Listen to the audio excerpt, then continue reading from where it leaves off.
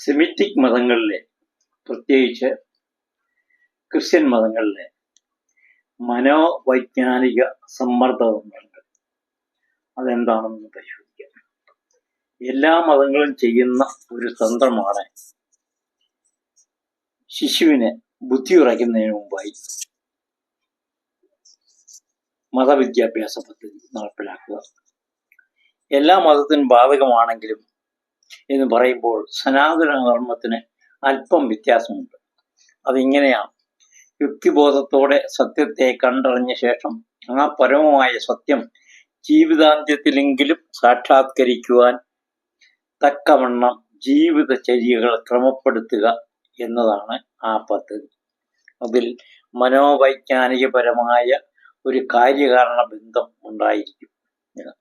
എന്നാൽ സെമിറ്റിക് മതങ്ങളിൽ ഏകാധിപത്യപരവും അന്ധവിശ്വാസ ജഡിലവും ഫാസിസ്റ്റ് വിചാരപരവും അബദ്ധങ്ങൾ മാത്രം നിറഞ്ഞതുമായ പദ്ധതികളാണ് അവിടെ മനോവിജ്ഞാനത്തിൽ കൂടി മനുഷ്യ മനസ്സിന്റെ അടിത്തട്ടിലേക്ക് കുത്തി വയ്ക്കുന്നത്.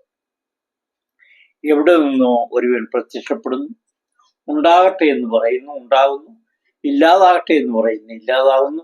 1-ാം ദിവസം, 2-ാം ദിവസം, 3-ാം ദിവസം, ഇങ്ങനെ 6 ദിവസങ്ങൾ കൊണ്ട് ഭൂമിയും ആകാശവും നക്ഷത്രാദികളും എല്ലാം സൃഷ്ടിച്ചു മണ്ണ് കുഴച്ച് മനുഷ്യനെ ഉണ്ടാക്കുന്നു. പിന്നെ അവന്റെ വാരിയെല്ലെടുത്ത് സ്ത്രീയെ ഉണ്ടാക്കുന്നു. ഇങ്ങനെ പോകുന്നു ആ കഥകൾ. ചട്ടമ്പിസ്വാമികളുടെ ക്രിസ്തുമത ചേതനം വായിച്ചാൽ എല്ലാം തകർന്ന് തരിപ്പണമാകും.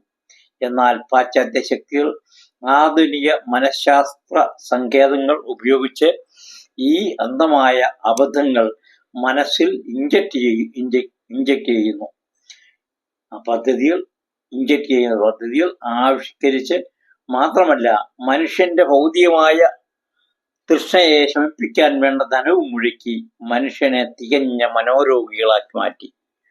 ഇത് എങ്ങനെയെന്ന് നോക്കാം.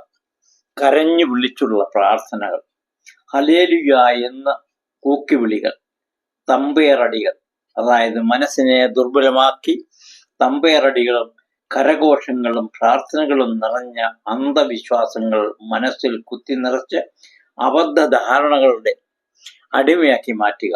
ഫലത്തിൽ അയാൾ ഒരു മനോരോഗിയായി മാറുന്നു. ഒരു പാത്രത്തിൽ മണൽത്തരികൾ നിറയ്ക്കുക, അത് ഒരു മേശയുടെ മുകളിൽ വയ്ക്കുക, ചുറ്റും നിന്ന് തമ്പേറുകൾ അടിച്ചാൽ മണൽ കുപ്പിയിൽ ഒതുങ്ങി താഴുകയും വീണ്ടും വീണ്ടും തരികളിലിട്ട് നിറയ്ക്കുവാനും സാധിക്കും.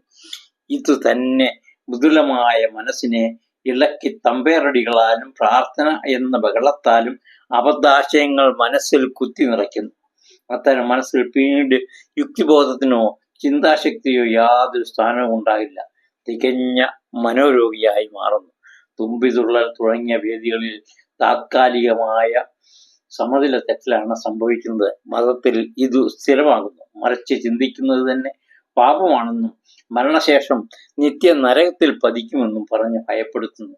നിരാലംബരും നിഷ്കളങ്കരുമായ സാധാരണ ജനങ്ങളെ വിശ്വാസത്തിന്റെ കുരുക്കിൽപ്പെടുത്തുകയും എല്ലാ കളങ്കവും അറിയാവുന്ന നേതൃത്വം യൂറോ അമേരിക്കൻ ശക്തികൾക്ക് വേണ്ടി രാജ്യദ്രോഹ പ്രവർത്തനങ്ങളിൽ മുഴുകി പോകലാലസരായി ജീവിക്കുകയും ചെയ്യുന്നു. ഇതാണ് ഇന്നത്തെ ക്രിസ്തുമതം. അതിൽ ഈശ്വര സാക്ഷാത്കാരമോ ഈശ്വരനോ താത്വിക ബോധമോ ഒന്നുമില്ല. തികഞ്ഞ അന്ധവിശ്വാസ ജഡ